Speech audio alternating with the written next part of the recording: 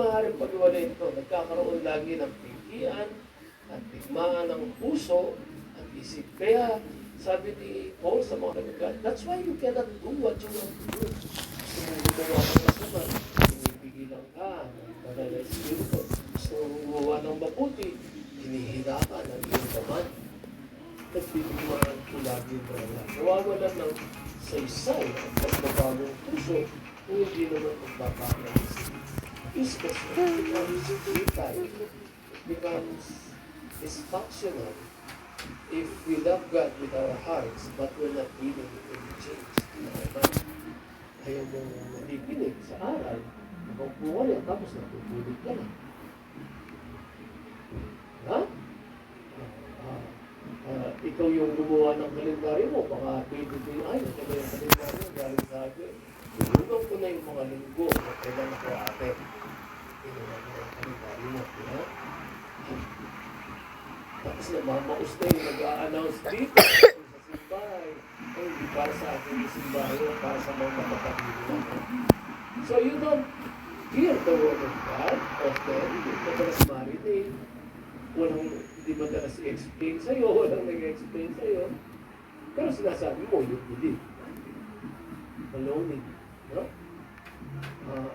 No hearing, no believing, no obeying, no love. Eh? Okay? Sige na naman, hirap ako ito, ha? Okay? Mga kapatid? Okay? So, ito ang dahilan kung bakit kailangan baguhin hindi lamang ang ating mga iniibig, kundi yung nilalaman at tinutunan ng pansin natin. Kung saan tayo na alipin yung isip natin, yun natin magiging naman natin. Kaya mga addicts sa pornography, for example, those who are addicted to pornography, pag pumasok sila, ito sa church na ito, ipansingin nila sa mga kapatid nila. Ako po natin mga kapatid, hindi na tabi. Pagka nagbabasa lang dyan, iba yung tingin nila. Nakikinig ng preaching, para silang Supreme Court Justices. Mas naman pa doon sa preaching. Eh, hindi sila natutuwa. How can a teacher teach you if you will not take your position as a pupil, as a learner? Surrender naman ako sa inyo kung galing sa itong bagay.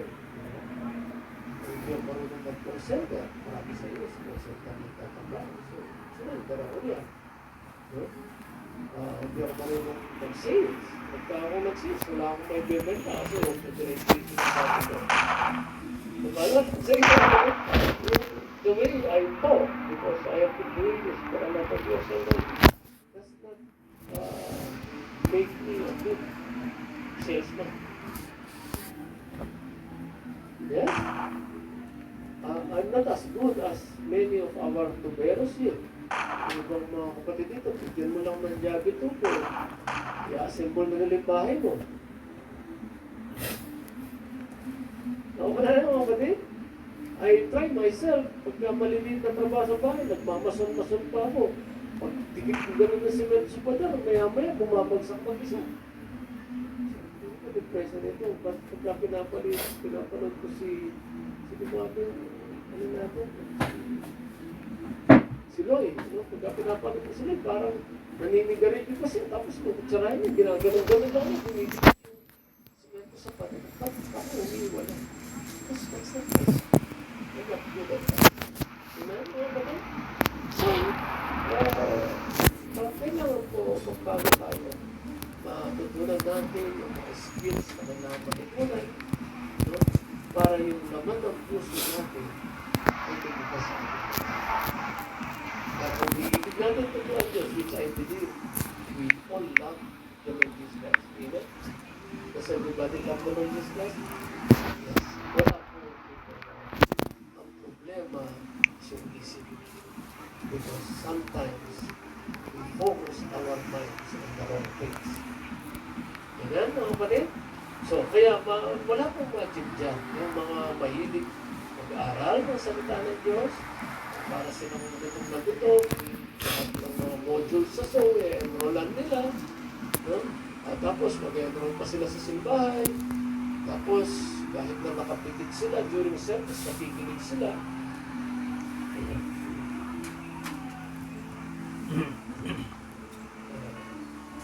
Wala pong magic doon. Yung mga mahilig sa ganun,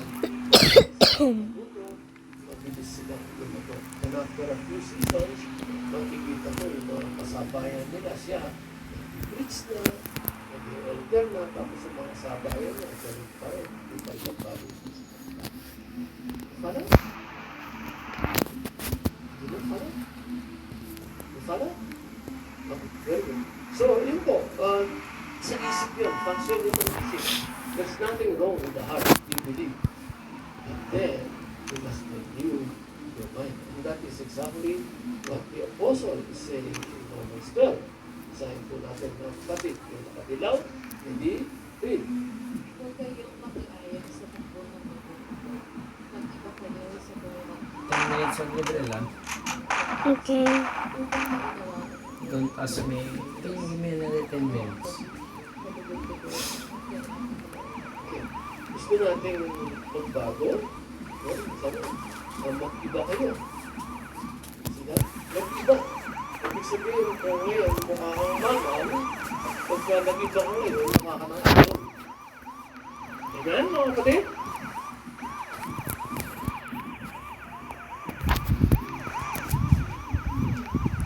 Mama? Sige, wag mo mama. Kung sa una, kamukha mo si Topa Kids. Ayan mga kapatid. Ngayon, kamukha mo na si Dante Barona. Bida. Diba mga kapatid? So, how does that work? Paano nababago? Pag-iba kayo? Paano ka mag-iiba? Well, first of all, huwag maki-ayon sa takbo ng mundo. Parang naman yun, maki-ayon ba kayo sa takbo? Ito? Did you celebrate? But you needed to celebrate? Did you take the time to sit down? Ask the Lord what happened in the last year? Did you take stock of what happened to your life in the last year? Did you improve as a Christian? Are you more committed? So do you. Have you increased your knowledge of the Word of God that you are doing that you are constantly confident? Ano mo nila? Ano sinasabi ko? Jed, your eyes. So close. Yung iba mga kapatid, yung iba, culturally infantile.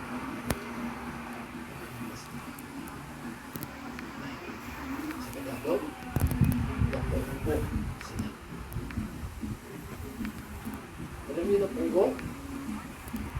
No disrespect to it. Hindi lumabo. Kung ano sila, kung una, doon ka na magpagula ng labi na sa tulad mo. Kung ano siya ng nabono, ganun din siya. That's not very commendable. Amen?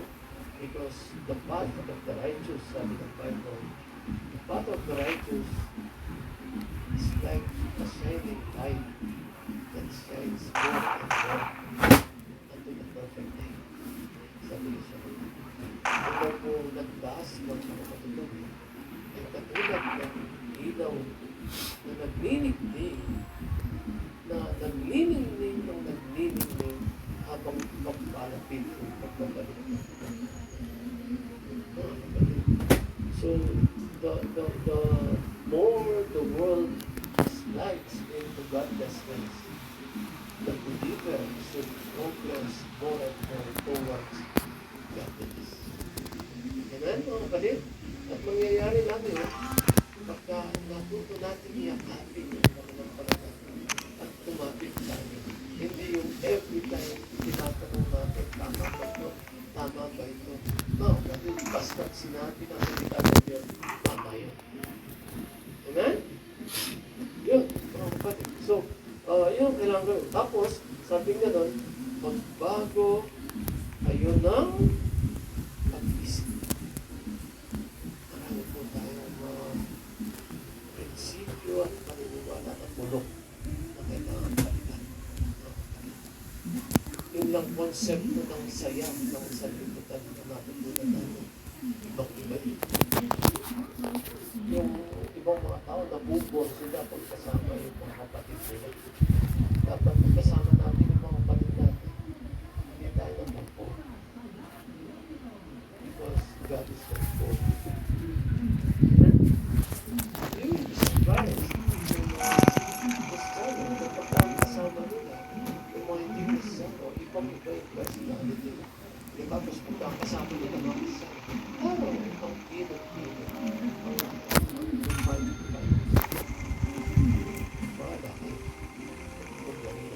okay? So, yun po, magbagong isip towards what? Towards understanding yung gusto ng Panginoon ng Diyos. Hindi po basta lang magbago ng isip. Papalitan niyo yung bulok, tapos yung papalit, bulok din. Kung natin mga kapatid, hello? Dapat tatapon mo yung bulok. We get rid of our rotten principles and beliefs and change them with godly beliefs from the Word of God. That's how we change. That's how we change. You do that once, you do that twice, you get into the habit of doing it every time, you get in the habit of accepting correction. Yung ba kasi hindi ma-correct? Amen?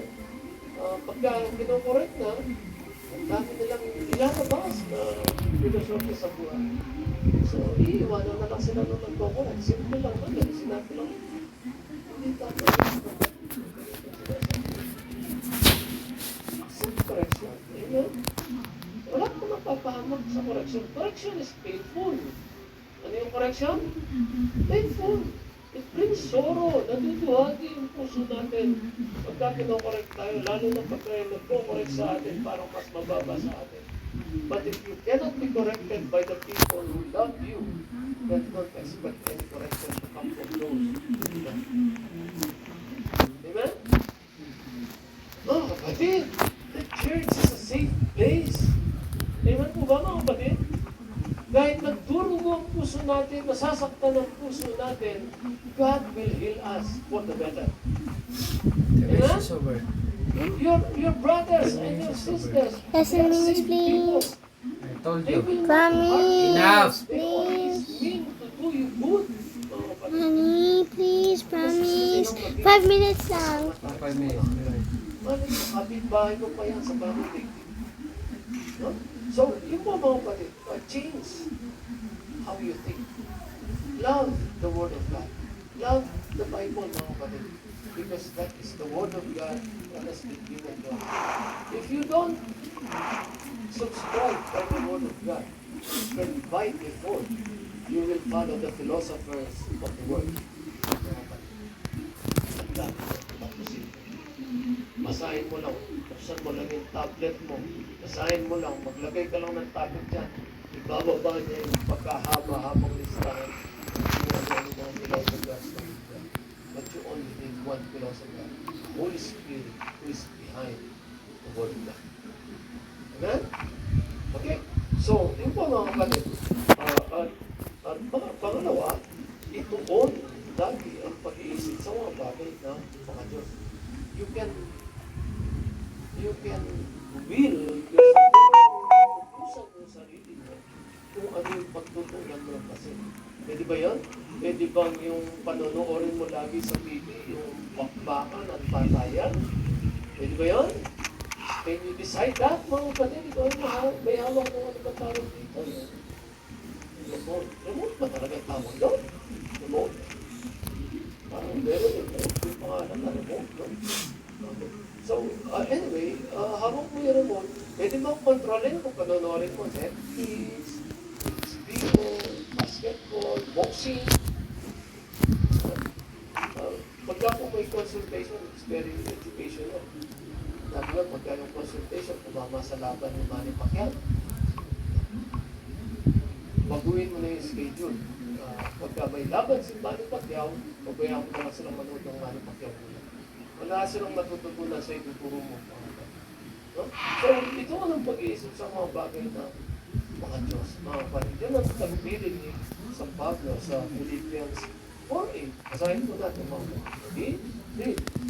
Yung pagkatapos, mga kapatid, dapat pagkatapos, isip ang mga bagay na Okay, preno muna. So, anong dapat, sabi niya, meron din siya maging laman sa iyong isip. Yung mga bagay na dapat. So, may option ka. Pwede mong piliin yung hindi dapat at hindi na puri. Pero, choice mo siya kung itutuin mo yung isip sa mga dapat puri, totoo, mahal, hindi, kahinis, ibig magkakaroon. Sa gawa, ang lahat ng iyong natutunan, tinanggap namin, nakita sa akin. Example, sa gayon, sa inyo ang Diyos, nagbibigay ng kapayapaan. Kanino sa inyo ang Diyos, nagbibigay ng kapayapaan?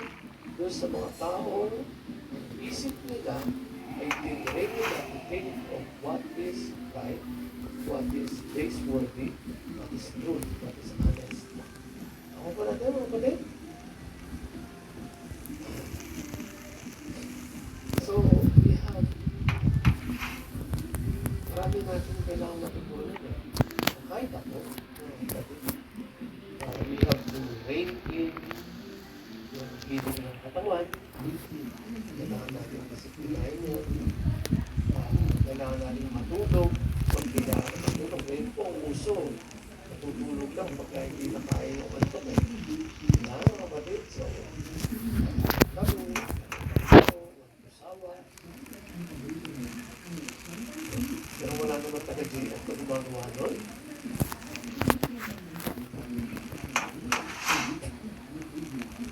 Meron eh.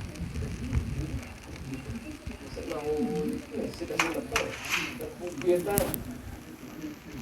Oh, kapatid. The Lord gave us 24 hours. 8 hours of that are for sleeping. To have a healthy mind, healthy body. Ako pa natin, kapatid. So, naalala ko yung nursery rhymes when I was in grade school. Work like you work. Play while you play. That's the way to be happy and be. Ano ba na yung meaning na yun nun? Diba? Pero that's how it is. No? When you eat, eat. When you rest, rest. When you nag-recreation ka, recreate, enjoy it. But don't enjoy it without limit. Diba mga kapatid? So, are Christians entitled to eating in good places? Asa? Yes. Are we entitled, if you can afford it, to eat in good restaurants? Yes. Are we entitled, if we can afford it, to buy nice clothes? Yes. No, but if the Lord has so blessed you, not feel guilty about doing that. But feel guilty if you indulge in that and that you neglect a brother or a sister that the Lord has shown you the way. Amen? Oh, ba't wala nang email yung uli? Kanina, yes, ha? Okay, mga kapatid? So, isa sa kanila yung kapayapaan ng Diyos. Pagka nabago ang kanilang mga isip. Balintarin mo. Kung hindi nabago ang isip, isa sa kanila ba yung kapayapaan ng Diyos? That's why many Christians are not true. How do I know that? So, may pinag-custom na sila. Ako po natin mga kapatid? How do you know Pastor that they are not true? Wala, di sila nagkakalas. So, yun yung ginagawa.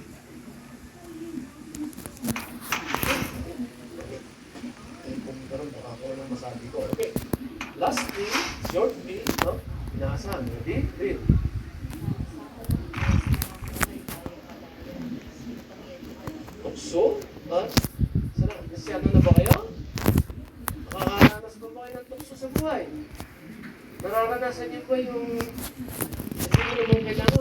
gusto mong bilhin yung sapatos na yun. Tapos pag uwi mo sa bahay, pagbukas mo ng cabinet, dami ko na pala sapatos. So para mapugang ang pakiramdam, pagpapamigay mo pa yung iba, hindi lang masama. Diba? Mga kapatid? So, inaasahan ng Panginoon na ngayong Kristiyano tayo, malaya na tayo. Hinihintay na tayo sa puso at sa kasalanan. Kahit tayo mga Kristiyano na, ipag-isa sa Panginoon, bago na ang ating mga pag-ibig at pag-iisip, habang nandirito pa tayo sa katawan ng ba, ganun yung katawan nyo. May katawan ba kayo? Ganun yung katawan nyo. Baka. Okay. So, habang tayo nasa katawan naman pa rin, nararamdaman pa rin natin yung tukso at yung akit ng mundo at yung utsok na lang. Nararamdaman ba? Nararamdaman ba? Yung natulog ka na ng 8 oras pero inaantok ka pa rin. Hindi na pupuyat yun. Anong tawag doon? Ang tawag? Pagka hindi ka naman puyat, sapat na yung tulog, tapos para ka magdidihi, nahilata ka ng hilatarya, anong tawag? Lakas niyo! Tamad? Yung tawag ng Bible doon, tamad. At yung tamad, sabi ng Bible, magugutom yan. In fact, sinabi, huwag yung tulungan yung tamad. So pagka tulong kayo, tingin muna, tulungin niyo yung kapatid. Kapatid, tamad ka ba? Okay. So ang karapatan at kapangyarihang iwaksi o pagbigyan ng katawan ay nasa sa atin. You can so discipline your body so that you will be able to refuse your temptation and sin. Pinalaya na tayo mula sa kapangyarihan ng kasalanan at kaya na natin lumakas. Yun po yung sinasabi. Play chess later. Okay, I love you. 5, verse 1. What? No, 5 minutes is over. Huh? Please, please, Daddy, please. I'm recording. What? I'm recording, please. Ha? I'm recording. Please. Bakit muli? Kasi dati na tayong taligid. Dati tayong sunod-sunuran lang ng ating laman. Pero ngayon, Kristyano ka na, dapat hindi ka na sunod-sunuran ng laman. Kasi God has given you the power to refuse the flesh. Amen? So, yun po, malaya na tayo. Pinalaya na tayo ni Kristo. Kaya, anong kailangan gawin? Magpakatatag. Sabihin natin with conviction. Anong kailangan gawin? Magpakatatag. Upang huwag nang maalipin pang muli. Magpapakatatag saan? Sa pagkakas, tsaka sa kasalanan. Pag alam mo, mapapaliwaran ka. Ikaw, inaaya ka ng barkada mo. Tapos alam mo namang mag-iinuman yung mga yan. Mga tomadots yun eh. Ako po natin mga kapatid. Alam mo namang mag-iinuman lang sila. O pagdating doon, ano gagawin mo? Nakaka-4 na coke ka na. Nataas lang ang sugar mo ron. Ako po natin mga kapatid. So, ako nasasama. Sabi po nung nanay ko nung lumalaki ako, ayaw mo magkasa. Huwag mo pumunta sa ilog. Ako po natin mga kapatid. Kasi ang Christians, they don't take medicines. Ayaw nilang matukso, pero pupunta sila sa lugar ng tukso. Pag alam mo na mapapahama ka, huwag mo nang puntahan. Huwag ka nang sumama. Kahit sabihin pa kung natuwod ka, nakuparati ka, or whatever, it doesn't really matter in the end if they call you a coward. God calls you brave. Amen?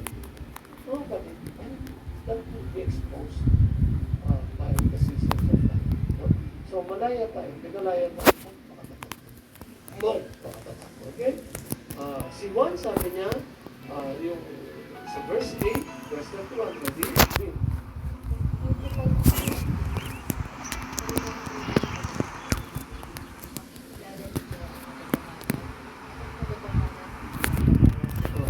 If you obey my words, he said, then you are truly my disciples.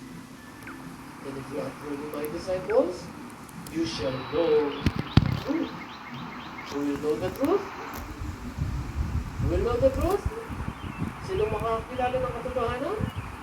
Yung mga alagad. So, yung mga hindi alagad, makikilala ba yung katotohanan? Meron sila makikilalang katotohanan, pero hindi yung katotohanan ng Diyos. Those who obey my words are truly my disciples, and if they are truly my disciples, they shall know the truth. And what will happen? The truth shall set them free.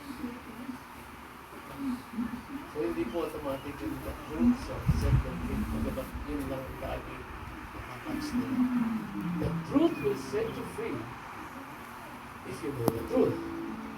And you will only know the truth if you are truly a disciple. And you are truly a disciple if you obey the words of the Lord Jesus. The Lord, no obedience, no truth of freedom. So many people flaunt themselves that they are really free, but they are not free. They are slaves of the system of the world. The ones who are truly free are those who have been set free by the Lord Jesus Christ. Amen? And the truth has set them free. So live in that freedom. This 2026, live in that freedom. And you will be a better person than you did inside. Amen? Okay? At ang sabi niya, just for us to understand, ang ibig ni Lord dito, babalik ka rin lang yung nagbibitaw. Sabi niya, pakatandaan ninyo ang nahihunay sa kasalanan ay so don't say you're a Christian if you are a slave to sin. If you live in sin, you are a slave to sin. Live in sin. If you have truly been set free, you will be able to refuse sin.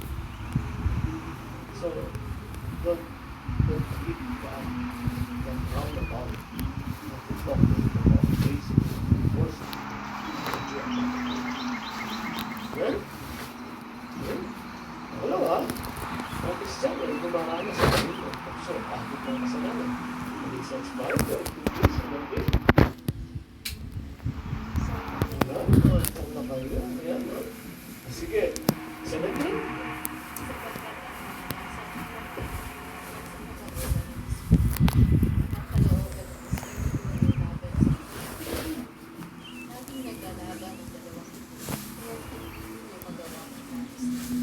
Lagi bang magkalaban? Yung spirito na naman? Alin ba yung laman? Ganun yun eh. Ganun yun. Laman ba yan? Yes, yan ang laman. And in its natural self, yung laman always chase after the things of the flesh. Kung lagi nila hanap ng laman. And God knows that. Kaya nung maging Christian tayo, He did not orphan us. Hindi na tayo lumila. Ibinigay niya ang banal na give us spirit. Therefore, you're not only a creation of the flesh, you are a creation of the spirit also. So, meron ng inward struggle. When you want to do the things of the flesh, and the Holy Spirit says, no. Amen. And consequently also, when you want to do spiritual things, your flesh says, no, no, no, no, you can't do that. And then, your mind should say, no, I will do the things of the Spirit, even if I sacrifice the flesh. Huh? Nagets nyo, mga kapatid? Yan naman, meron pa rin ba? Ano, nagets nyo? Okay, so, kaya nga sabi niya, lagi sila magpataban, kaya hindi mo talaga basta-basta yung Spirit. Kaya may conviction. Hindi mo kailangan laging, Pastor, tama ba ito ganito? Pastor, Elder, gagawin ko ba yung ganito? Elder, i-advise ko na ako. Pati na lang yung luluto mamayang na doon, pinapa-advise ko. Ito na yun, check up ka, pagkakalo. Okay, mga kapatid?